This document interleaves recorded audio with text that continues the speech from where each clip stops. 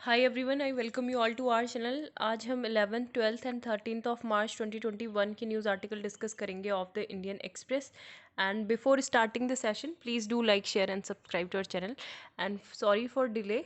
और जो कल और परसों का जो न्यूज़ आर्टिकल था वो भी रह गए थे, तो आज हम उनको समराइज़ कर लेंगे कि क्या क्या न्यूज़ आर्टिकल इंपॉर्टेंट थे। ठीक है, तो यहाँ पे हम 13th ऑफ मार्च से शुरू करने से पहले एक बार जो मेन हेडलाइंस है न्यूज़ ऑन AIR की, तो वो भी देख सकते हैं क्या क्या टॉप हेडलाइंस 2-3 दिन के बीच में जो हुई है।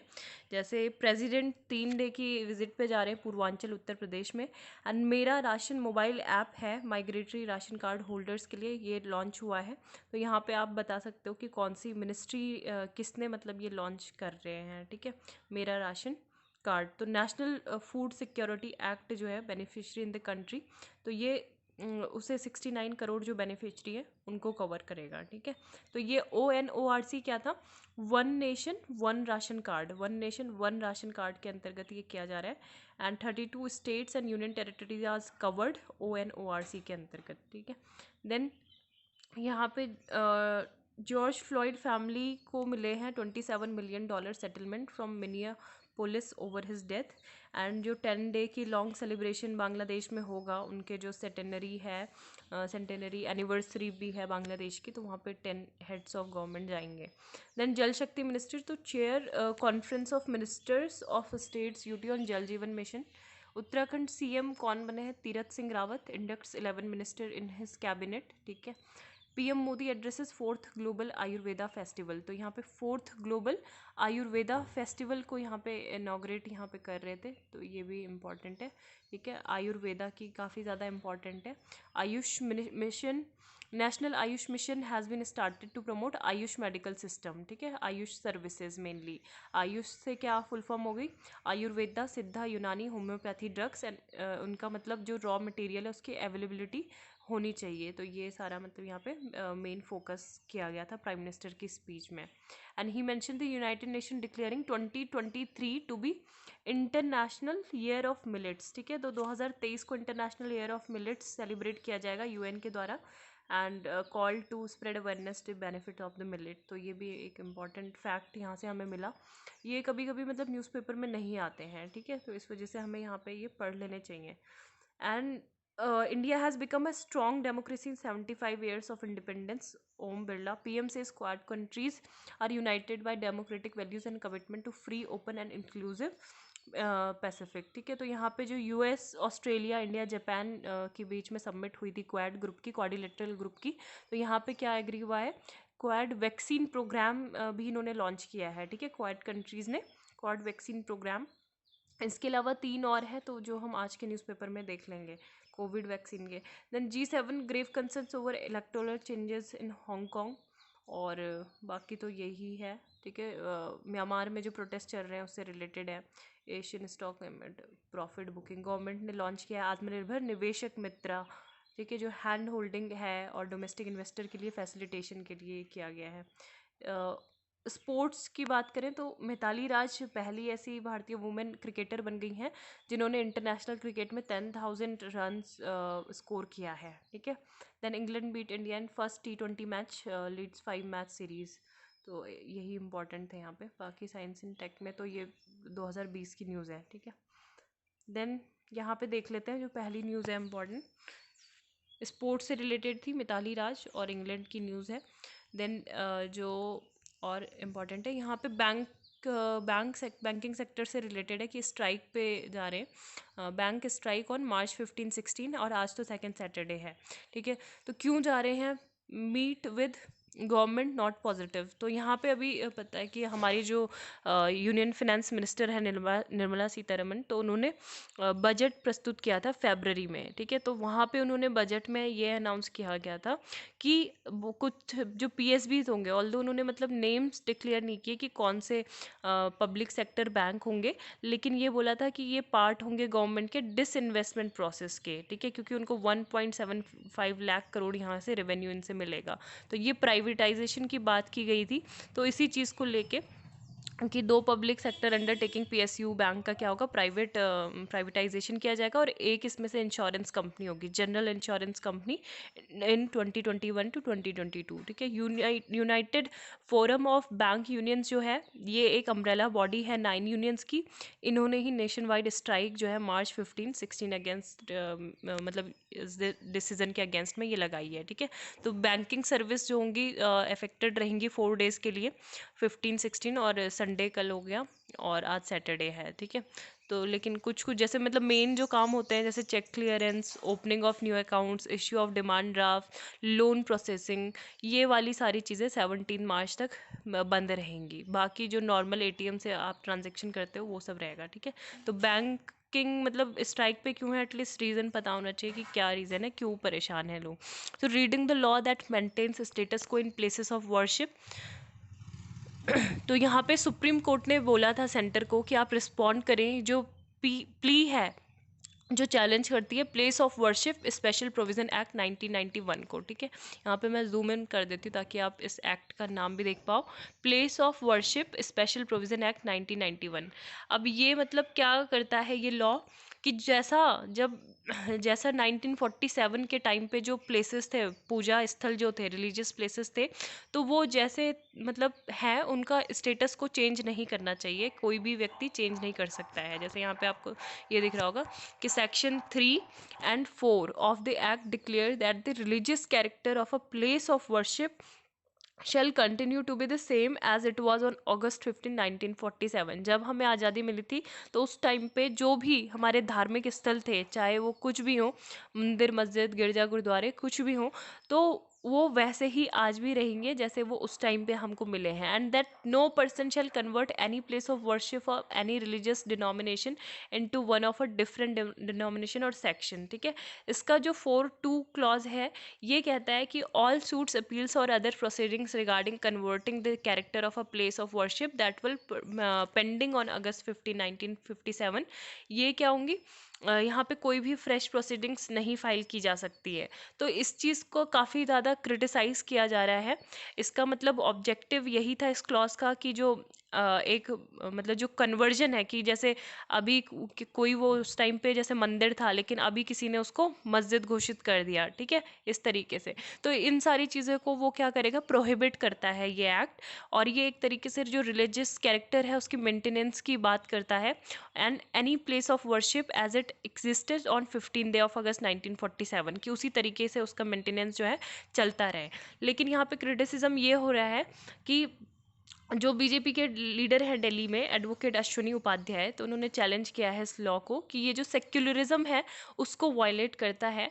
और साथ में जो कट ऑफ डेट दी गई है अगस्त 15, 1947 की, वो एक आर्बिट्री और इरेशनल और रेट्रोस्पेक्टिव डेट है, जो हिंदू, जैन, बुद्धिस्ट और सिख कम्युनिटी को कोर्ट में अप्रोच करने के लिए, उनकी जो जन्मभूमि है उसको रिक्लेम करने के लिए मतलब रोकता है। क्योंकि ये जो प्लेसेस थे, जो भी स्थान थे वर्शिप के, ये इन्वेड किए गए थे, इनक्रोच्ड किए गए थे upon bye fundamentalist barbaric invaders, है ना। उस टाइम पे आपको पता होगा क्योंकि बहुत सारे लोगों ने बाहर से भी अटैक किया था, काफ़ी सारे हमारे जो प्लेसेस थे, रिलीजियस प्लेसेस, तो उनको भी इन्वेजन उन्होंने किया था और अपने तरीके से उनको बना दिया था। तो ये सारी चीज़ें भी मतलब एक से वो सब रुक जाता है कि क्लेम नहीं कर पाएंगे वो जो पुराने थे। और साथ में एक और चीज़ है, आपको पता है कि हमारे पास 3 लिस्ट होती हैं, एक यूनियन लिस्ट होती है, एक क्या होती है, स्टेट लिस्ट होती है, और एक कॉन्करेंट लिस्ट होती है, ठीक है। तो ये आप मुझे बता सकते हो कौन कौन से में अभी कितनी कहाँ पे मतलब कितने प्रोविज़न किस लिस्ट के अंतर्गत है, समवर्ती सूची, राज्य सूची और केंद्र सूची, ठीक है। तो जो यूनियन लिस्ट यहाँ पे ये बोल रहे हैं, और एक रेजिडेंशरी पावर भी होती है जो 97 में होती है, entry 97 of the union list, है ना, जो लॉ बनाने की बात करती है। लेकिन यहाँ पे ये बोला गया है कि जो 97 है, that confirms residuary power to the center to legislate on subjects that are not enumerated in any of the 3 list, है ना। तो वो भी यहाँ पे मतलब उसको रोक रही है सेंटर को लॉ बनाने से। तो यही इसके क्रिटिसिज्म मेनली किए गए हैं, जो इंडिपेंडेंस डे की जो कट ऑफ डेट दी गई है, विच मीन्स दैट स्टेटस को डिटरमिंड, है ना, कि मतलब एक तरीके से जो कॉलोनियल औपनिवेशिक शासन था, जो औपनिवेशिक शक्ति थी, तो उन्हीं की है हम ये जो कट ऑफ डेट है उसी को फाइनल डेट कंसीडर कर रहे हैं, तो ऐसा नहीं होना चाहिए। तो ये इसके कुछ क्रिटिसिज्म यहाँ पे बताए गए हैं इस एक्ट के। The significance of Gandhi's Dandi march, तो काफ़ी ज़्यादा आपने न्यूज़ में सुना होगा और एडवर्टिजमेंट इससे रिलेटेड आ रहे हैं कि आज़ादी का अमृत महोत्सव है ना, सेलिब्रेशन हो रहा है। हम अगले साल क्या मनाएंगे, अपनी 75 एनिवर्सरी मनाएंगे स्वतंत्रता दिवस की 15 अगस्त 2022 को। तो आज से मतलब 75 वीक्स अहेड ही 75th anniversary of independence in 2022 and will continue until August 15 2023 तक ये कंटिन्यू होगी। तो ये इसको क्या नाम दिया गया, आज़ादी का Amrit Mahotsav. 81 people begin a 24-day 386 kilometre Dandi March from Sabarmati आश्रम इन अहमदाबाद। तो ये है महात्मा गांधी जैसे चले थे अपने 78 फॉलोअर्स के साथ, जो लॉ था सॉल्ट लॉ है ना, उसको ब्रेक करने के लिए 91 ईयर्स अगो। तो वही चीज़ को और रिकॉल करने के लिए जो पेट्रियाटिक फीलिंग है हमारे कंट्री के लोगों में कि किस तरीके से हमको आज़ादी मिली है, तो उसको जगाने के लिए यहाँ पे एक पद यात्रा निकाली जा रही है। सो 1930 वाज अ टैक्स रेजिस्टेंट, मतलब मार्च 12 और 5 तक ये हुआ था, 12 मार्च से 5 अप्रैल तक ये मार्च चला था। And 1930 was a tax resistant campaign against the British monopoly over salt. और यहाँ पे एक तरीके से बिगिनिंग हो गई थी सविनय अवज्ञा आंदोलन की, सिविल डिसोबीडेंट मूवमेंट है ना। और इससे जो हमारे कॉलोनियल रूलर्स थे एवरी पार्ट ऑफ इंडिया है ना, इनके बारे में मतलब पता चलता है। It was the biggest mass movement is the non cooperation movement. तो नॉन कॉपरेशन मूवमेंट 1922 में आपको पता है कि चौरी चौरा कांड हुआ था। तो चौरी चौरा इंसिडेंट के बाद ही क्या हुआ था, असहयोग आंदोलन को वापस ले लिया था गांधी जी ने, क्योंकि वहाँ पे कुछ पुलिस की हत्या कर दी गई थी। इस वजह से वो मतलब नॉन वायलेंट ही इसका नेचर रखना चाहते थे कि वायलेंस नहीं होना चाहिए। लेकिन फिर क्या हुआ, जो सॉल्ट ऑल दो सॉल्ट वॉज फ्रीली अवेलेबल, ठीक है, लेकिन बाद में मतलब फिर ये हुआ कि इसके बाद सिविल डिसोबीडेंस मूवमेंट स्टार्ट हो गया था। तो जो हमारी इंडिपेंडेंस मूवमेंट का टर्निंग पॉइंट इम्प्रूव हुआ। Then although salt was freely available on the coast and 1882 का जो सॉल्ट एक्ट था वो मैंडेट करता था कि इंडियंस को ब्रिटिश से ही बाय करना पड़ेगा सॉल्ट, है ना, जबकि ये कैसे था, बिल्कुल फ्रीली अवेलेबल था सॉल्ट, क्योंकि नमक हर व्यक्ति के घर में यूज़ होता है और ये एक इसेंशियल कमोडिटी में आता है अगर बात करें तो, है ना। तो यही ब्रिटिश ने हमारे साथ कर दिया। So Ahmedabad on March 8 Gandhi declared this decision to break this salt law and that is for me one step the first step down towards full freedom. तो यहाँ पे हिस्टोरियन जो रामचंद्र गुहा है, तो उन्होंने भी अपने बुक में the years that change the world Gandhi के इस बात को यहाँ पे कोट किया था, है ना। तो यही सब चीज़ें बताई गई हैं कि 6:30 AM से स्टार्ट हुआ था, फिर नंबर ऑफ़ विलेजेस में उन्होंने रुके एंड एड्रेस किया लार्ज क्राउड को। वुमेन को यहाँ पे वो भी पार्टिसिपेट करना चाहती थी बट उनको रिस्ट्रिक्ट रखा, लिमिटेड नहीं पार्टिसिपेट करने दिया। Army on this for the rich and the poor millionaire, सारे मतलब यहाँ पे मजूर्स थे, workers, caste, Hindu and social untouchables थे, वन एंड ऑल, है ना। तो सब ने मतलब एक तरीके से इंडिया को लिबरेट करने के लिए ये सब इक्वली पार्टिसिपेट किया सॉल्ट मार्च में। एंड इसका इम्पैक्ट क्या पड़ा फ्रीडम मूवमेंट में, क्या सिग्निफिकेंस थी दांडी मार्च की, तो सबसे मेन तो यही है कि जो गांधी जी ने मतलब यहाँ पे सिंबॉलिक एक्ट था उनका, जिसमें प्रेस भी कवर हुई, जो मतलब प्रेस के द्वारा ह्यूजली कवर्ड किया गया, and was the beginning of several other acts of civil disobedience, है ना। तो सिविल डिसोबीडेंस जो था वो यहाँ पे स्टार्ट हुआ। इसके रिस्पॉन्ड में ब्रिटिशर्स ने क्या किया, जो हमारे 95,000 पीपल थे उनको 31 मार्च को अरेस्ट कर लिया था। इसके बाद फिर गांधी जी ने वहाँ पे धरसना सॉल्ट वर्क्स जो थे from where he was arrested and taken Yerwada central jail भी वो गए थे। फिर सतीश चंद्र बोस दास गुप्ता थे, है ना, ये दूसरी जगह से थे। फिर KF नरीमन बॉम्बे से थे। तो इन सब के बारे में बताया गया है। एंड जो लीगल मैन्युफैक्चरर थे और cell of salt was accompanied by the boycott of foreign cloth and liquor forest. Laws were floated in Maharashtra, Karnataka and central provinces. जो गुजरात के peasants थे और बंगाल के थे, मतलब इन्होंने क्या किया, अपने लेवल पे जो टैक्स था, है ना, तो वो टैक्सेस को पे करना बंद कर दिया। और कलकत्ता, कराची और गुजरात में यहाँ पे वायलेंस इरप्ट हुए, लेकिन वायलेंस तो हुए, लेकिन नॉन कॉपरेशन मूवमेंट की तरह गांधी जी ने इसको डिसकंटिन्यू नहीं किया और ये चलता रहा, है ना। Gandhi refuse to suspend the civil disobedience movement this time. So जो कांग्रेस की वर्किंग कमेटी थी, इन्होंने एंडेड किया सत्याग्रह को 1934 में। तो ये है। देन यहाँ पे महाराष्ट्र में न्यू कोविड के केसेस ज़्यादा हो रहे हैं, तो उसी से रिलेटेड है। Then Myanmar first satellite being held by Japan on international space station after coup. So Myanmar की जो पहली सैटेलाइट है जो बोर्ड की थी आईएसएस पे, आईएसएस का इंटरनेशनल स्पेस स्टेशन। तो यहाँ पे जो जापान की स्पेस एजेंसी है, तो ये बोला है कि two Japanese university official said 15 million satellite, जो $15 मिलियन की सैटेलाइट थी जो बिल्ड की गई थी जापान के होकाइडो यूनिवर्सिटी ने, एक जॉइंट प्रोजेक्ट चलाया था किसके साथ, म्यांमार की government, funded by Myanmar aerospace engineering university. It is the first of a set of 250 kg micro satellite equipped with cameras design to monitor agriculture and fisheries. ठीक है, तो यहाँ पे यही चीज़ बताया गया है। तो इनको मतलब ऐसा लग रहा है कि ये जो जापान की मिलिट्री है, जुंटा है ना, जिन्होंने पावर सीज कर लिया म्यांमार में, February 1 थे, तो उन्होंने ये कुछ कैमरा यहाँ पे लगाए हो सकते हैं अपने कुछ पर्पस से। ह्यूमन राइट्स एक्टिविस्ट का ऐसा कहना है कि जापान इस वजह से यहाँ पे चिंता में है। So this satellite was launched as a part of supply to this space station and has been kept inside Japan's Kibo experiment module. ठीक है, तो कीबो एक्सपेरिमेंट मॉड्यूल भी ये किसका है, जापान का। Independence from virus Britain aims for return to normalcy in US by July 4। तो ये क्वाड ग्रुपिंग के बारे में हम आगे देख लेंगे। इससे पहले यहाँ पे जो है, India China hold stock to resolve remaining issue in eastern Ladakh. ठीक है, तो बात कर रहे हैं जो फ्रेमवर्क है, the working mechanism for consultation and coordination on India China border affairs, तो उस चीज़ से रिलेटेड ये बात होगी। In name of flag a surrender, तो यहाँ पे 3-4 आर्टिकल इसी से रिलेटेड 2-3 दिन में आ चुके हैं, जो अभी देशभक्ति बजट बोल के प्रस्तुत किया था दिल्ली के प्राइम मिनिस्टर ने, तो उसी से रिलेटेड है। ठीक है, तो आपने जो ब्रांड की देशभक्ति को is equal to 500 tricolours plus Bhagat Singh plus Ambedkar plus yoga plus a Sainik school a military academy plus a free ride to the elderly to a temple at Ayodhya built under the supervision of the VHP।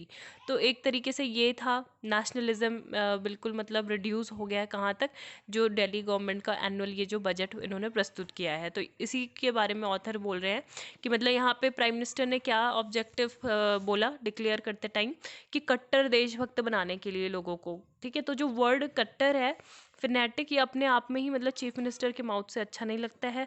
And fanaticism is any form stunts are critical faculty. Second, हम किसी को भी मतलब country में से भक्त नहीं बना सकते कंट्री का। हमें क्या चाहिए, अगर एक ट्रू पेट्रोटिज्म जो एक होती है सच्ची देशभक्ति, उसमें ओपन माइंडेड ज़रूरत है और एम्पैथेटिक ह्यूमन बींग्स की ज़रूरत है ना, जो हमारे आसपास होने चाहिए। तो ये चीज़ होना चाहिए। लेकिन आपने क्या किया, जो 75th एनिवर्सरी होगी इंडियन इंडिपेंडेंस की, तो यहाँ पे ये बोल दिया कि 500 जायंट नेशनल फ्लैग्स जो है पूरे दिल्ली में लगेंगे, ताकि लोगों को अपने घर से ही जो है फ्लैग दिखे और उनमें क्या आए, पेट्रोटिज्म की भावना आए डेली लाइफ में, to feel a nationalistic vibration on a daily regular basis, है ना। तो ये चीज़ है। तो यहाँ पे यही बोला गया कि जैसे बीजेपी करती थी उसी तरीके से आप भी उनकी रणनीति पे चल रहे हो। And student should learn the great to that appreciation of what is good in one heritage in one aspect of patriotism. लेकिन यहाँ पे इस तरीके से जो ये डिज़ायर है, इस माध्यम से ये सब करना इतना उचित नहीं है। Its governance plan is shaky and is using the time tested ideology of nationalism to lure voters. Mainly वही है कि वोटर वाली है, मतलब टैम्प्ट करने के लिए वोटर्स को। डेवलपमेंट विद बिलोंगिंग्स, तो यहाँ पे अभी जो हरियाणा ने अपना जो बिल पास किया उसी से रिलेटेड ये आर्टिकल है। ठीक है, कि प्राइवेट जॉब्स में भी 70 मतलब कितना रिजर्वेशन था वो, कुछ रिजर्वेशन देना है ना। तो अभी एक आज फ्रंट पेज पे ही न्यूज़ है कि झारखंड ने भी हरियाणा को देखते हुए ऐसा कुछ एक्ट लाया है। तो state government introduce the Haryana state employment of local candidate act 2020 कि प्राइवेट सेक्टर के जो भी वेंचर्स हैं स्टेट में, तो यहाँ पे लोकल यूथ हैं जो लोकल रेजिडेंट्स, उनके लिए ही ये क्या हो जाएंगे, रिजर्व हो जाएंगे। तो यहाँ पे ये क्योंकि ये डिप्टी सीएम है हरियाणा के, the writer is a deputy CM of Haryana, क्या नाम है, दुष्यंत चौटाला। तो इन्होंने इसके सपोर्ट में ये लिखा है कि क्योंकि ये कि इन्होंने ये बोला है कि ये स्टेट की जो इकोनॉमी है उसको बूस्ट करेगा, जॉब अपॉर्चुनिटी को जो लोकल रेजिडेंट है और उसके लिए बढ़ाएगा। In Haryana government ensuring that employers harness the skills of local youth, है ना। तो ये लार्जर पब्लिक के इंटरेस्ट में है, इसलिए हम ये लॉ लेके आ रहे हैं। And law does not benefit the Haryana youth alone, ये बल्कि किसको बेनिफिट करेगा, जो भी लोकल वर्कफोर्स है उनको एक्सेस देगा क्वालिफाई करने की, ट्रेन करेगा। और जो लोकल एम्प्लॉयज़ हैं, है ना, तो वो भी मतलब जो डिपेंडेंस होती है जैसे बाहर के माइग्रेंट लेबरर्स पे, और उनकी वजह से क्या होता है, बाहर से कोई आता है तो हमारी सिटी में क्या होता है, क्राइम रेट भी बढ़ जाते हैं सोसाइटी में, तो उसको भी रिड्यूस करेगा। इनका मतलब ये सपोर्ट में ये कहना है मेनली, ठीक है। देन 48,000 पर पर्सन ईयर वो क्या है, उनको एम्प्लॉयर्स मतलब वो होते हैं, इंसेंटिव दिया जाता है हरियाणा में, who hire people from the state. बाकी ये कि हरियाणा ही केवल एकमात्र ऐसा स्टेट नहीं है जिसने इस तरीके का एम्प्लॉयमेंट जो है लोकल यूथ को दिया हुआ है। Several states like Madhya Pradesh और आंध्र प्रदेश, अभी झारखंड भी हो गया, कर्नाटक, गुजरात, महाराष्ट्र, इन्होंने भी सिमिलर पॉलिसी लाई है to ensure that their youth is gainfully employed, है ना। इसके अलावा यहाँ पे कुछ और बातचीत की गई है कि जो अपॉर्चुनिटी है of employment on the basis of their caste, creed, sex, language and their social status. तो यहाँ पे ये बोला गया है कि अब जैसे महाराष्ट्र को लें, ठीक है, तो महाराष्ट्र ने जो यहाँ पे स्पेशल प्रोविज़न जो लाए थे एम्प्लॉयमेंट के लिए, तो वो लैंग्वेज बेसिस पे लाए, लेकिन हमने तो ना ही कास्ट बेसिस पे लाए, ना ही क्रीड, ना ही कोई सेक्स, लिंग भेद पे भी मतलब कुछ भी ऐसा नहीं है, लैंग्वेज पे भी नहीं है, भाषा के आधार पे नहीं है, ना ही हम सोशल स्टेटस के आधार पे दे रहे हैं। केवल हमने क्लासिफिकेशन किया है डोमिसाइल स्टेटस पे, ठीक है, जो कि बिल्कुल भी वायलेट नहीं करता है हमारे संविधान के किसी भी प्रोविजन को। And subject of a domicile based benefit, जो डोमिसाइल बेस्ड बेनिफिट है, has been considered, recognised and upheld by the supreme court in various judgment. तो यहाँ पे इन्होंने यही चीज़ बोला है कि जो बेनिफिट मिल रहा है किसी भी सिटीजन को, टू एनी सिटीजन और a class of citizen on the basis of domicile, is not the same as, कि आप इसको ये कंसिडर मत करो कि प्लेस ऑफ बर्थ और प्लेस ऑफ रेजिडेंट के तौर पे, ये इससे डिफरेंट होता है, ठीक है।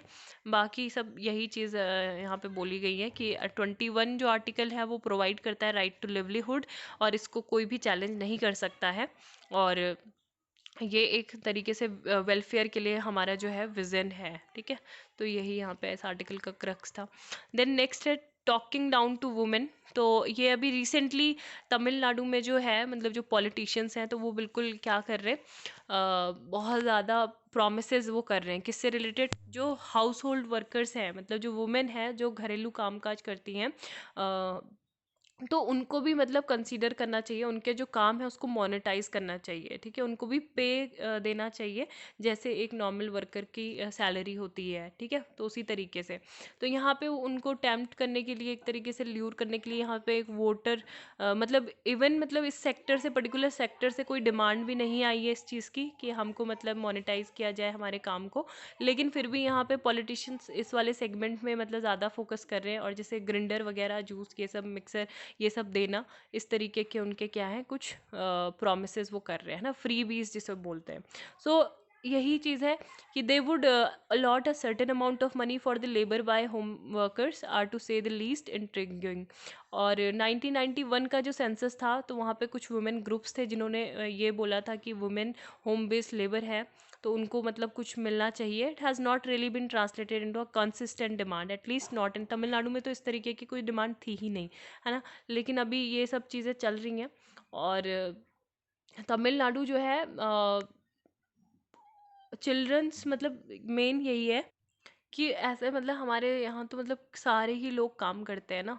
अगर एक पर्टिकुलर बात करें, हम एक कम्युनिटी ही नहीं है, इसके अलावा जो बहुत सारे एम्प्लॉयमेंट सब लोगों को मिलना चाहिए, रेंज ऑफ इंडस्ट्री में मिलना चाहिए, जैसे चाहे वो फायर वर्कर्स हैं, garment sector to fire workers, या फिर जो सैनिटरी वर्कर्स होते हैं, लेबरर्स होते हैं, टू डोमेस्टिक वर्क, या फिर वुमेन लेबरर्स वर्क इन जो प्रिकैरियस कंडीशन में जो रह रही हैं, है ना, जो काफ़ी अपने मतलब टाइम की पेमेंट भी नहीं मिलती।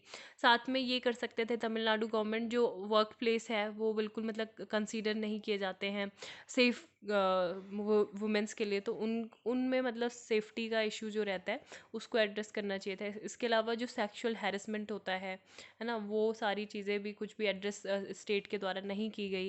And state is home to a large migrant labour workforce, substantially यहाँ पे फीमेल हैं इन सेलेक्टेड इंडस्ट्री में। तो इन सब चीज़ों को साइडलाइन रखते हुए, बाकी आप एक ही चीज़ में मतलब यहाँ पे फोकस कर रहे हो, तो मेनली यही इस आर्टिकल में बोला गया है। देन यहाँ पे जो है नागपुर वार्निंग, तो ये कोविड-19 से रिलेटेड ही है आर्टिकल, तो इतना कुछ खास है नहीं। और यहाँ पे स्टेट इन डिस्ट्रेस जो है, मेन ये बोला गया कि स्टेट्स के पास रेवेन्यू नहीं है, और वैसे ही मतलब जो कोविड-19 ने बिल्कुल हवॉक था सेंट्रल गवर्नमेंट के फाइनेंसिस पे भी, इसके अलावा स्टेट गवर्नमेंट्स के पे भी। तो इकोनॉमिक एक्टिविटीज़ जो है स्लो डाउन हुई शार्पली, और जो उनके रेवेन्यू नहीं मिल पाया स्टेट्स को, है ना, बोरो करने के बाद भी, मतलब सेंटर भी उतना प्रोवाइड नहीं कर रही है जितना करना चाहिए था। तो यही सब इस आर्टिकल में बताया गया है। देन नेक्स्ट यहाँ पे societies tend to gain from gender diversity on bench, जो जस्टिस इंदु मल्होत्रा की फेयरवेल थी, तो यहाँ पे ये बोल रही थी, है ना। तो इन्होंने मतलब कुछ इम्पॉर्टेंट बातें यहाँ पे कही, जैसे एक जो जजमेंट था 377 सेक्शंस पे, तो उसकी बेंच की ये मेंबर थी, तो उसमें भी इनकी काफ़ी भूमिका थी, ठीक है। तो AICTE institute can admit students without physics math to some engineering fields. तो यहाँ पे हमें पता है कि हमने अभी क्या डिस्कस किया था, नेशनल एजुकेशन पॉलिसी। तो नेशनल एजुकेशन पॉलिसी में काफ़ी सारी पॉलिसीज़ को डिस्कस किया गया है, हायर एजुकेशन से रिलेटेड, इंजीनियरिंग से रिलेटेड। सो यहाँ पे एक और चीज़ बोली गई थी कि जो फ्लेक्सिबिलिटी होनी चाहिए मल्टी डिसिप्लिनरी कोर्सेज में, ठीक है, और इनोवेशन उसमें आना चाहिए। तो मल्टी डिसिप्लिनरी कोर्सेज जो होते हैं यही हो गए, जैसे कि कोई व्यक्ति है जिसके पास अगर फिजिक्स और मैथमेटिक्स जिसने नहीं पढ़ी है, तो मतलब अभी ये होता था कि वो इंजीनियरिंग कॉलेज में बीटेक या बीई में एडमिशन नहीं ले सकता, क्योंकि फिजिक्स और मैथमेटिक्स मैंडेटरी है। लेकिन यहाँ पे जो AICTE के चेयरमैन हैं अनिल, तो इन्होंने बोला है कि the all Indian council of technical education की एलिजिबिलिटी क्राइटेरिया जो है अंडर ग्रेजुएट इंजीनियरिंग के लिए, तो यहाँ पे फिजिक्स और mathematics in school stream such as textile engineering, biotechnology में जैसे उनकी ज़रूरत नहीं होती है, तो ये इतना मैंडेटरी यहाँ पे नहीं होंगे। तो इससे क्या होगा, डाइवर्स बैकग्राउंड के जो स्टूडेंट्स हैं वो अप्रोच कर पाएंगे, और जो एक प्रेशर होता है स्टूडेंट पे कि इन स्टडी मतलब इन टॉपिक्स को स्टडी करना ही करना है, तो वो भी एक तरीके से वो प्रेशर रिड्यूस हो जाएगा, ठीक है। और क्योंकि वो आगे आने वाले लाइफ में जो प्रोग्राम होंगे उसके लिए इम्पॉर्टेंट नहीं होगा। बट अगर बात करें फिजिक्स और मैथमेटिक्स की, अगर कोई किसी को आगे फ्यूचर में मैकेनिकल इंजीनियरिंग पढ़नी है, तो उसके लिए तो वो मैंडेटरी ही होगा, ठीक है। तो ये सब चीज़ें यहाँ पे अनाउंस की गई हैं, NEP का पार्ट है। मराठी राइटर नंदा खारे रिफ्यूजेज साहित्य अकादमी अवार्ड। तो इनको पता नहीं था कि 3 साल पहले इन्होंने बंद कर दिए थे अकादमी अवार्ड लेने, ठीक है। तो अभी इन्होंने रिफ्यूज़ कर दिया टू एक्सेप्ट द साहित्य अकादमी अवार्ड फॉर हिज नोवेल उद्या पब्लिश्ड इन 2014। तो इन्होंने बोला कि already society has given me. Octogenarian क्या होता है ये? इसका मतलब ये होता है कि जो 80 to 89 ईयर्स के ओल्ड, मतलब जो बुज़ुर्ग रहते हैं वो होते हैं, ठीक है। तो इनको जेल क्यों भेजा गया है? क्योंकि उन्हें माइनर के साथ हैरेसमेंट किया था, ठीक है, इस वजह से जेल भेजा गया है। देन यहाँ पे MHA ask for any states, north east state को ये बोला है कि इलीगल माइग्रेंट्स का जो इन्फ्लक्स है उसको आप चेक करो कि कौन लोग मतलब कोई इलीगल तरीके से, क्योंकि म्यांमार में आपको पता है कि डिसरप्शन हो रहा है ना, और म्यांमार से हमारे बहुत ज़्यादा कल्चर टाइज भी हैं। However if people comes to large number it could create a crisis here itself, हमारे पास हम कहाँ संभालेंगे उनको। So almost caution utmost caution needs to be exercise given the unfolding situation Myanmar. And culture ties है, हमारे border areas कुछ Myanmar से मिलते हैं, मैनी हैव फैमिलीज रिलेशंस भी हैं across the border as well. So they said they had resulted in some states taking a sympathetic view, है ना, कि उनको शेल्टर दे रहे हैं हम क्रॉस बॉर्डर से। तो अरुणाचल प्रदेश, मणिपुर, नागालैंड और मिजोरम, तो इन 4 स्टेट को एक कम्युनिकेशन मतलब सेंड किया है, जिसमें यही चीज़ बोला है कि आप एक तरीके से विजिलेंट, स्ट्रिक्ट विजिलेंट यहाँ पे विजिल रखें इंटरनेशनल बॉर्डर पे, and not allow anyone to enter India. केवल और केवल जब बस आप ह्यूमैनिटी और जो इसेंशियल ह्यूमैनिटेरियन ग्राउंड है, केवल उसी के थ्रू आप किसी को एंटर करने दो, बाकी ऐसे ही नहीं कि हर कोई आ रहा है इंडिया में, ठीक है। Then state restricted illegal immigrants to specific location, mainly अगर कोई आ भी रहा है तो उनकी बायोमेट्रिक डिटेल्स लो, कैंसिल करो जो भी फेक इंडियन पासपोर्ट किसी का मिलता है। और फर्दर ये बोला गया कि जो स्टेट गवर्नमेंट है और यूटीज़ एडमिनिस्ट्रेशन है, तो उसको कोई भी पावर नहीं है कि किसी को भी वो रिफ्यूजी स्टेटस ग्रांट करें किसी फॉरनर को, ठीक है। क्योंकि हम जो है यूनाइटेड नेशन रिफ्यूजी कन्वेंशन जो 1951 का था, उसको हमने सिग्नेटरी नहीं है, उसको हमने साइन नहीं किया है, एंड 1967 के प्रोटोकॉल को भी नहीं। तो इसलिए स्टेट को या फिर यूटीज़ को ये खुद की ये टेरिटरी मतलब अथॉरिटी नहीं है कि वो पावर ग्रांट करें कि खुद ही वो क्या करें, स्टेटस दे दें। ये देन ये आजीविका मेला भी है, सरस आजीविका मेला 2021 26 फरवरी से 14 मार्च 2021 को ये होगा, ठीक है, Noida Haat. Then Madan Kaushik name BJP chief for Uttarakhand. और government official can't be made SECs। तो यहाँ पे एक मेन आर्टिकल के बारे में जिक्र है। आर्टिकल 142 क्या बोलता है, ये एम्पावर करता है कोर्ट को कि exercise to its powers to do complete justice directed all states and union territories to henceforth ensure that they have independent election commissions, ठीक है, as mandated by article 243(2) of the constitution. बस यहाँ पे article ही important था, बाकी news important नहीं है। Then यहाँ पे क्वाड ग्रुपिंग की जो मीटिंग है उसके बारे में है, ठीक है। India to make US vaccine, Japan funds, और ऑस्ट्रेलिया का क्या होगा, लॉजिस्टिक। तो यहाँ पे हम क्या बनाएंगे, इंडिया वैक्सीन बनाएगा, मतलब US की जो वैक्सीन है वो, और फंडिंग किसके द्वारा होगी, जापान के द्वारा, और इसमें जो लॉजिस्टिकल सपोर्ट है वो कौन प्रोवाइड करेगा, जो चौथी कंट्री है क्वाड ग्रुप की, ऑस्ट्रेलिया, ठीक है। और बाकी यहाँ पे जो है 3 चीज़ें लॉन्च हुई थी, 3 वर्किंग ग्रुप्स जो थी वो लॉन्च हुए। एक तो यही क्वाड वैक्सीन एक्सपर्ट्स ग्रुप, दूसरा quad critical emerging technology working group, then quad climate working group, ठीक है। तो ये 3 यहाँ पे ये देख सकते हो, quad critical emerging and quad climate working group, तो ये यहाँ पे इमर्ज हुई। और China in mind statement says will counter threats to Indo Pacific. इसके अलावा और क्या क्या बातें हुई हैं, हाँ, तो यही है, partnership of fact sheet issued की गई थी समिट में। और यहाँ पे यही है कि लैंडमार्क पार्टनरशिप जो है फर्दर एक्सेलरेट कोविड-19 पेंडेमिक से लड़ने के लिए। मेन मतलब जो बता दिया मैंने कि ये है, critical and emerging technology working group भी है यहाँ पे क्वाड लीडर्स के बीच में। और जो मतलब क्या करेगा, इंक्लूसिव और रिसाइलेंट इंडो पैसिफिक यहाँ पे, क्योंकि क्रिटिकल और इमर्जिंग टेक्नोलॉजी की ज़रूरत है ना, ताकि यहाँ ऑपरेट कर पाएँ जो शेयर्ड इंटरेस्ट वैल्यू उनके according. So in that spirit, we will convene a critical and emerging technology working group which will develop a statement of principles on technology design, development and facilitate coordination of technology standard development।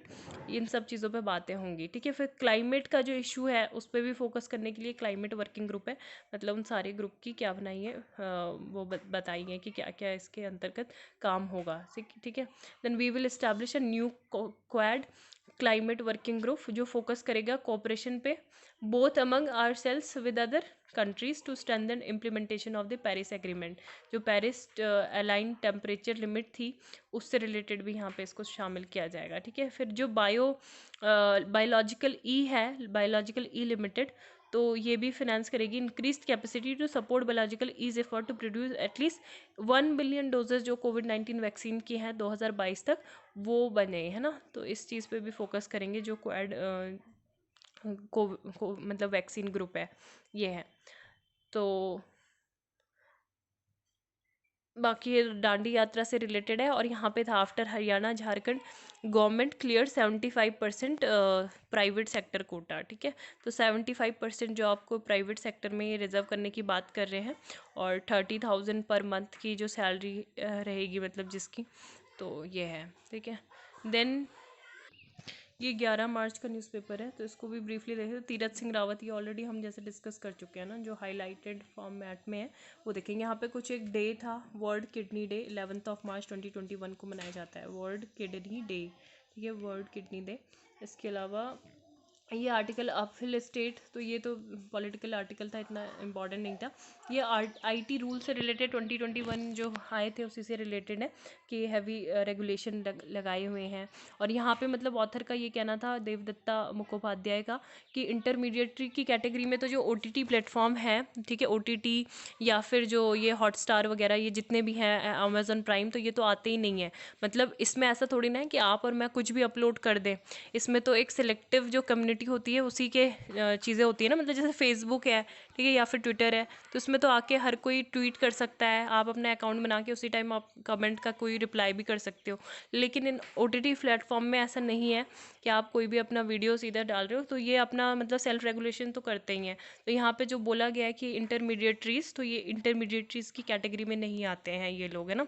तो यहाँ पे यही सब चीज़ें यहाँ पे बोली गई हैं। बाकी पब्लिक लिटिगेशन, इंटरेस्ट लिटिगेशन है, उसके बारे में बात की गई है कि पहले जो इसका काम था कि जो मार्जिनलाइज सेक्शन, वल्नरेबल सेक्शन है, कि बहुत जो जा ही नहीं पाता कोर्ट में, जो पढ़ा लिखा नहीं है ना, तो उनके राइट्स को प्रोटेक्ट करने के लिए था। लेकिन अभी इसको एक तरीके से क्या है, ये वेपनाइज कर दिया गया है, इसको सेल्फ अपॉइंटेड डिफेंडर्स बन गए हैं सोशल, कल्चर, रिलीजियस वैल्यू के लिए, है ना। तो यही मेन इसका क्रक्स था। फिर ये आर्टिकल जो था the past farmers push small farmers need, तो ये भी एक आर्टिकल एक बार आप देख सकते हैं। ईयर ऑफ रिजाइलेंस की इंडिया ने किस तरीके से मतलब बहुत सारी चीज़ें सिखाई हैं पेंडेमिक कोविड-19 ने, तो वो इस चीज़ से रिलेटेड ये आर्टिकल था, ये भी था अच्छा। देन यहाँ पे जो आर्टिकल है, young India first concerns is lack of job, first choice is in government, है ना। तो ये कुछ फिगर्स बताए गए हैं, ये आप इसका स्क्रीनशॉट लेके, फैक्ट्स ज़्यादा हैं और चार्ट्स के माध्यम से हम देख सकते हैं कि जैसे जो half of the young Indians की बात करें तो वो ये फील करते हैं कि जो लास्ट 5 सालों में जो जॉब अपॉर्चुनिटीज़ हैं वो बिल्कुल डिक्रीज़ हुई हैं, ठीक है। बाकी 28% ने बोला कि इंक्रीज़ हुई हैं। तो ये जो एक सर्वे था ये किसका था, यूथ स्टडी 2016 कंडक्ट की गई थी और नेशनल इलेक्शन सर्वे 2019 कंडक्ट किया गया था, pre poll and post poll 2019। तो उन दोनों का ही ये कंसोलिडेटेड ये बताया गया है कि फिर half of the young Indians का ऐसा बोलना था कि इनको बहुत ज़्यादा डिफ़िकल्ट लग रहा है कि न्यू जॉब फाइंड करना 3-4 साल में, और 49% का ऐसा बोलना था बहुत ज़्यादा डिफ़िकल्ट लग रहा है। देन 21% का ऐसा बोलना था कम लग रहा है, मतलब इतना डिफ़िकल्ट नहीं है और ढूंढ पा रहे हैं job. Then half of the young Indian survey worry about their job quite a lot, है ना। Then men and those living in cities are more worried about their jobs, जो सिटी में रहते हैं जैसे अर्बन यूथ है 55%, उन्होंने ये बताया कि इनको मतलब ये अपनी जॉब को लेके बहुत ज़्यादा चिंता में है। Then rural youth 46%, 2 in every 3 young Indians would choose a government job, है ना। तो 64% क्या चूज़ कर रहे हैं, गवर्नमेंट जॉब। प्राइवेट जॉब कितने, 7%, बाकी नो रिस्पॉन्स 10%। तो यही सब यहाँ पे कुछ फैक्ट्स दिए गए हैं। देन म्यांमार से related, China Russia agree to build lunar research station, तो चाइना और रशिया क्या बनाएंगे, लूनर रिसर्च स्टेशन बनाएंगे मून के सरफेस पे। एंड जो स्टेटमेंट है ये चाइना नेशनल स्पेस एडमिनिस्ट्रेशन की वेबसाइट पे थी। The international lunar research station बनेगा और ये दोनों ही कंट्री के यूज़ के लिए ओपन होगा, but give no timeline for its construction, की कब तक बनेगा क्या बनेगा ये नहीं बताया गया है ना। तो चाइना ने काफ़ी ज़्यादा जो रशियन एक्सपर्टाइज़ है स्पेस प्रोग्राम में उनकी हेल्प ली है, and has largely for its own path since launching it's first crude mission 2003 से, ठीक है। देन अभी हम जो नेक्स्ट न्यूज़पेपर है वो 11 का था, ये 12 है, ठीक है। तो इसमें देख लेते हैं, ये वही है क्वाड ग्रुपिंग पे था, ठीक है। इसके अलावा ये आज़ादी का जो महोत्सव है वो है, fake cases of sexual harassment और ट्रेंड। तो ये हाई कोर्ट ने बोला है कि मतलब आप फेरविलस कंप्लेंट्स का मतलब क्या होता है कि जो मतलब एक तरीके से सिली कंप्लेंट हो, नॉन सीरियस नेचर की हो, है ना। तो ये बोला है कि time has come to initiate action against persons who file ऐसी सिली कंप्लेंट फाइल करते हैं under section 354, 354A, 354B, 354C, 354D of the IPC, है ना। तो ये सीरियस ऑफेंसेस के लिए होती हैं, और यहाँ से क्या होता है, बहुत सारा जो काम होता है बाकी मुद्दों पे फोकस करना होता है पुलिस को, जुडिशरी को, तो वो यहाँ पे इन्हीं मुद्दों में उलझ के रह जाता है जो फॉल्स कंप्लेन होती है ना। सो वेस्ट सेग्रीगेशन जो है ओनली 32% हो रहा है 294 सिविक वार्ड का, और एम ये है वेस्ट सेग्रीगेशन का कि जो लैंडफिल साइट्स है वहाँ पे प्रेशर रिड्यूस करना। तो दिल्ली जो है 10,000 का टन ऑफ वेस्ट हमेशा सेंड करती है 3 लैंडफिल्स में, गाजीपुर, बालसवा एंड ओखला में हर दिन। Delhi generates over 10,000 tons of waste each day, है ना। अभी हमने ओखला से रिलेटेड भी पढ़ा था, लेकिन हमने कौन से उसकी बात करी थी, जो इनर्ट मटेरियल्स होता है ना, जो मतलब हार्मफुल नहीं होता है फॉरेस्ट के लिए, या फिर जो फॉरेस्ट में एनिमल्स होते हैं उनके लिए या ह्यूमंस के लिए, तो ओखला सेंचुरी में वो उनको रखेंगे। तो prime minister to flag off Dandi march, तो ये उसी से रिलेटेड पूरा आर्टिकल 3-4 दिन से आ रहा है, हमने ऑलरेडी डिस्कस कर चुका है। बाकी ये पॉलिटिकल न्यूज़ से रिलेटेड, हाँ यहाँ पे एक था, NCPCR ask Netflix to stop streaming Bombay Begums, है ना। तो बॉम्बे बेगम से रिलेटेड है, और NCPCR क्या, national commission for protection of child rights on Thursday, तो इसके बारे में देख NCPCR के बारे में देखते हैं फिर, और तो कुछ खास न्यूज़ ऑलमोस्ट हमने कर ही लिए हैं। देन ये 2007 में सेटअप हुआ था under the commission for protection of child rights act 2005, और ये किसके अंतर्गत काम करता है, ये डायरेक्ट कंट्रोल में, एडमिनिस्ट्रेटिव कंट्रोल में, ministry of women and child development के। And the child is defined as a person of 0 to 18 years age group, इसके अकॉर्डिंग, ठीक है। सबकी जैसे अलग अलग डेफिनेशन है ना कि चाइल्ड कितनी एज का होगा। Then commission mandate is to ensure that all laws, policy, programs and administrative mechanism are in consonance with the child rights perspective as enshrined in the Constitution of India and also in the UN Convention on the Rights of the Child. Then under the RTA Act 2009 NCPCR क्या कर सकता है, inquire कर सकता है violation of law के against में, and summon कर सकता है individual and demand evidence, seek magisterial inquiry, file a writ petition in the high court और supreme court, approach the government concern the prosecution of the offender, और recommend कर सकता है इंटरिम रिलीफ, है ना, टू दोज हु अफेक्टेड। तो ये सब है। बाकी इसमें जो चेयरपर्सन होते हैं, इसके अलावा 6 मेंबर होते हैं, एटलीस्ट 2 शुड बी वुमेन होनी ज़रूरी है। All of them are appointed by the central government for 3 years and the maximum age to serve is commission 65 years chairman और 60 years फॉर मेंबर्स। ठीक है, तो ये इसमें इम्पॉर्टेंट था। देन एडिटोरियल पेज में पॉलिटिकल आर्टिकल थे, ज़्यादा कुछ खास थे नहीं। बाकी ये article how to grow better colleges और द इंजस्टिस सिस्टम और द फैक्ट्री ऑफ क्वाड, तो ये आर्टिकल बहुत अच्छे थे, मतलब फैक्ट्री ऑफ क्वाड काफ़ी बेहतरीन आर्टिकल था, इसको आप देख सकते हो। और एक voice to map the Indian ocean genome and why it matters. ठीक है, तो ये भी इम्पॉर्टेंट है। 30 मेंबर हैं टीम ऑफ साइंटिस्ट और रिसर्च है for national institute of oceanography Panaji में, और 30 क्रू मेंबर्स ऑन बोर्ड। तो ये यहाँ पे क्या करेंगे, सिंधु साधना रिसर्च वेसल है, तो इसमें ये जाएंगे, और ये नेक्स्ट 3 months जो है यहाँ पे ही स्पेंड करेंगे 10,000 नॉटिकल माइल में इंडियन ओशन के। ठीक है, एक रिसर्च प्रोजेक्ट है जिसमें जो ओशन है, मतलब body of the ocean at a cellular level, उसको स्टडी करेंगे। ठीक है, then first of its kind research है ये project in India, has been undertaken and cost of 25 crore and it will take 3 years to be completed. NIO के director का ऐसा कहना है। तो 3 साल इसको लग जाएंगे पूरी प्रोसेस को। इसके अलावा बहुत ज़्यादा इंपॉर्टेंट है Indian ocean from India's east coast all the way to Australia, फिर पोर्ट लुइस मॉरिशस, यहाँ पे ये लोग जाएंगे मेनली। जैसे मतलब ह्यूमन बींग की होती है ना जीनोम स्टडी होती है, जैसे जीनोम मैपिंग की जाती है, तो उसी तरीके से जीनोम मैपिंग की जाएगी इंडियन ओशियन में जो माइक्रो ऑर्गेनिज्म है उनकी। तो इससे हमें आने वाले टाइम में ह्यूमंस के बेनिफिट्स के लिए काफ़ी ज़्यादा इंपॉर्टेंट ये स्टडी होगी, एंड साइंटिस्ट को मतलब और आसानी हो जाएगी कि जो भी मतलब RNA और DNA में जो चेंजेस होते हैं, तो किस तरीके से क्या क्या फैक्टर्स होते हैं वो उनको कंट्रोल कर सकते हैं। Ocean micro organism and various stressors impacting them, है ना, तो ये सारी है। बाकी यहाँ पे जो है सेवरल माइक्रो न्यूट्रिएंट्स होते हैं, जैसे nitrates, sulphates and silicates, minerals like iron ore, zinc and trace metals like cadmium, copper. तो यही जो है जीनोम मैपिंग ये शो करेगी कि कैसा मतलब किस तरीके की प्रेजेंस है, which these microbes have adopted to.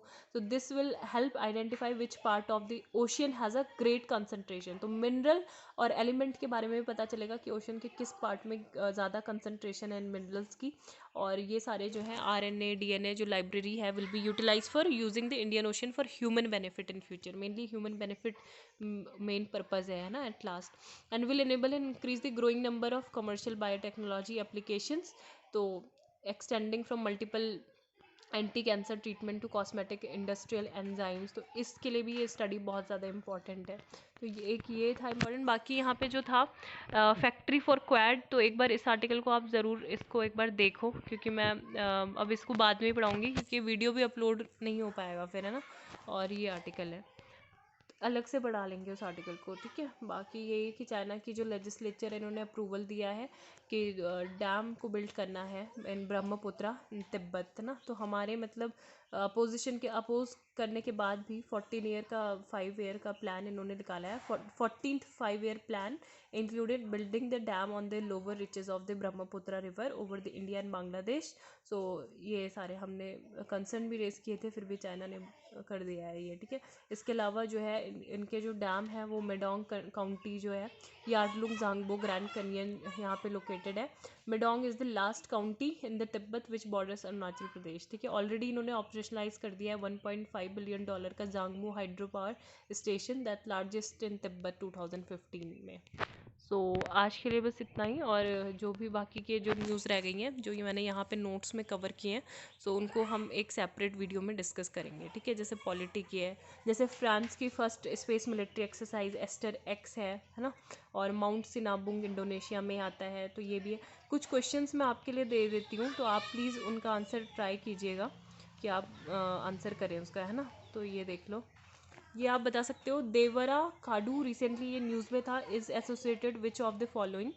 And Indira Sawhney जो वर्डिक्ट था ये किस चीज़ से एसोसिएटेड है? Fundamental right, basic structure of constitution या emergency provision, 50% reservation, job and education. So thank you, have a nice day.